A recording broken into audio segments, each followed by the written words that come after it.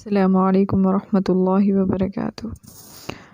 جی viewers, آج ہم جو دعا پڑھنے جا رہے ہیں اس کو درود ابراہیمی کہا جاتا ہے، اور اس کا کثرت سے آپ ورد رکھیں، ہر وقت اٹھتے بیٹھتے یہ صبح شام کا کوئی معمول بنا لیں تو انشاءاللہ تبارک و تعالی دنیا اور آخرت کی ہر بھلائی آپ کو نصیب ہوگی اور درجات بلند کرنے کا سبب بنے گا، اور انشاءاللہ تبارک و تعالی حضور اکرم صلی اللہ علیہ وسلم کی شفاعت نصیب ہوگی۔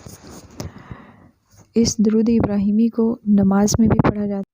ہاں جی، اس درود پاک کا ہم ایک بار تلاوت کر لیتے ہیں۔ اگر کسی بہن کے یا کسی بچے کے پرناؤنس صحیح نہیں ہے تو وہ اس کو درست کر لیں۔ اعوذ باللہ من الشیطان الرجیم، بسم اللہ الرحمن الرحیم، اللہم صل علی محمد وعلی آل محمد کما صلیت علی ابراہیم وعلی آل ابراہیم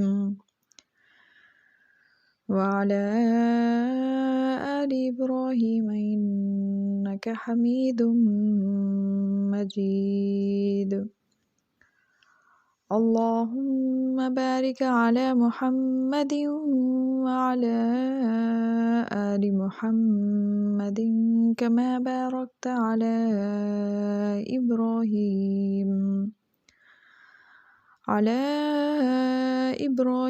وعلى آل إبراهيم إنك حميد مجيد۔